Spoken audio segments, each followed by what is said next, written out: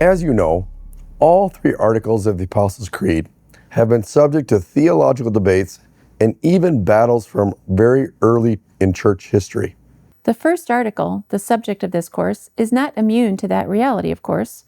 In this episode, we're going to take a look at some of the contemporary debates and theories having to do with creation to help give you an idea of some of the more popular, although not accurate, theories. To start this conversation, we'll begin by looking at one of the more influential theologians, or really philosophers, G.W.F. Hegel. Hegel was alive in the late 1700s to the first several decades of the 1800s, and so he is not someone most people would identify as contemporary. But we're going to spend a little time talking about his theory due to its impact on contemporary theologians and philosophers. Put most simply, Hegel proposed a theory that God is the absolute, capital A, mind. Only the absolute mind is real, said Hegel, and everything else is the expression of the divine mind as it thinks according to its own rational laws. The movement of the world in history, then, is the gradual unfolding of the divine mind's thinking in a process of thesis, antithesis, synthesis. In other words, a movement of the world goes along until it's met with the opposite of that movement, and through struggle, a synthesis, a combining of the two happens, which in turn constitutes the new thesis. And so the process goes over and over and over. Hegel's theory was highly influential in theology, and in political theory for that matter. At its core, the question Hegel was attempting to address had to do with the question of God's relation to the world, here and now. For our somewhat limited purposes here, we won't go too far down the path of the impact of Hegel's philosophy on theology, and specifically on our understanding of God the Creator, except to say Hegelianism played a role in another philosophical theory called determinism. Determinism, in its simplest form, is the theory that there is a limit on the freedom of God and on the freedom of human beings. That limit is due to the fact, so the theory goes, that every action is directly related to a specific cause. In other words, every action is caused by outside events, conditions, and even nature itself. God himself is subject to that causality. With that philosophical foundation laid, we're going to move to one of the most influential contemporary philosophers, Alfred North Whitehead. Whitehead was born in 1861 and died in 1947, and is considered to be the founder of something called process theology. At its root, process theology starts with the premise that God did not create ex nihilo.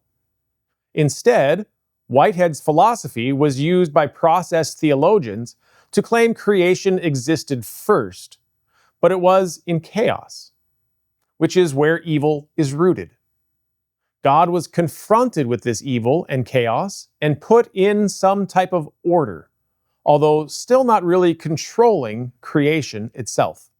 It's important to recognize that this premise is not simply a rejection of the doctrine of creatio ex nihilo, but it is rather the logical conclusion of an additional claim of Whitehead's followers, which is critical to understanding process theology.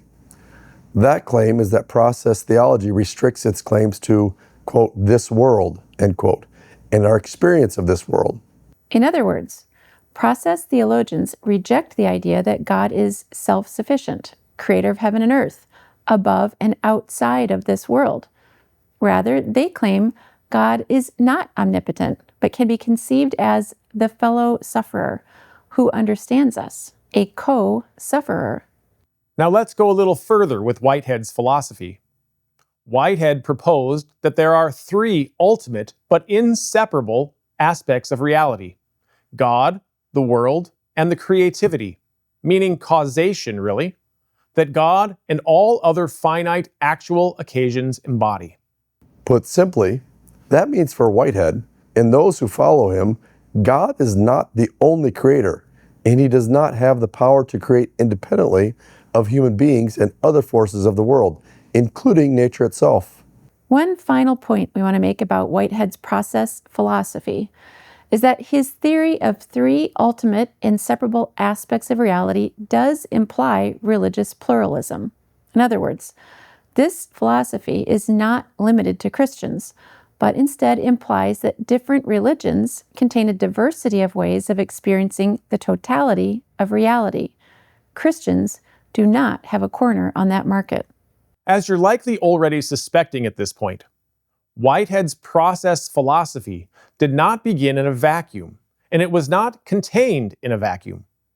Whitehead, as with any philosopher, was responding to other philosophical claims, and other philosophers and theologians took what Whitehead proposed and tweaked, nuanced, and responded to it with their own theories and assertions. One such theology coming out of Whitehead's theory is that of feminist theology.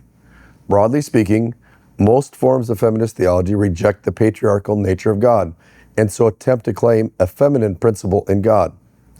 This comes in the form of postulating reality as fully mutual and reciprocal, or as a, quote, circle of interdependence characterized by partnership, friendship, community, relationship, mutuality, and matriarchy, end quote, as feminist theologian Letty Russell put it.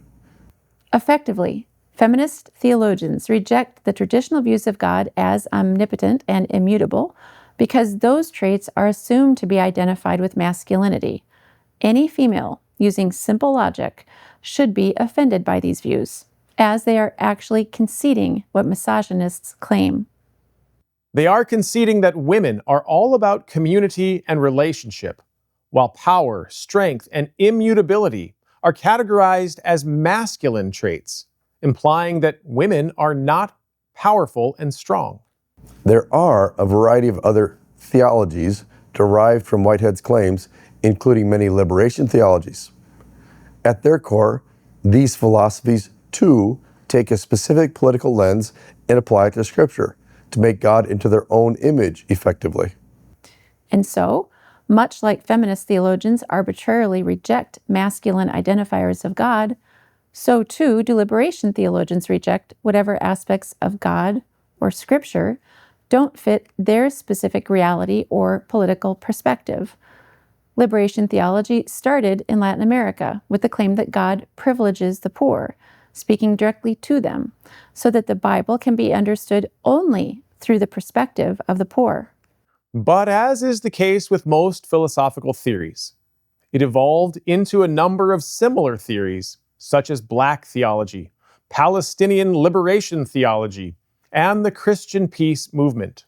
As you could tell from this brief overview of contemporary creation theories, they have moved a great distance from Scripture and from tradition as encapsulated in the Christian creeds. For our purposes in this course, we want you to be exposed to some of the more popular contemporary theories so that you can identify them when you hear them and know they're outside of Scripture and thus outside of our evangelical or Lutheran confession.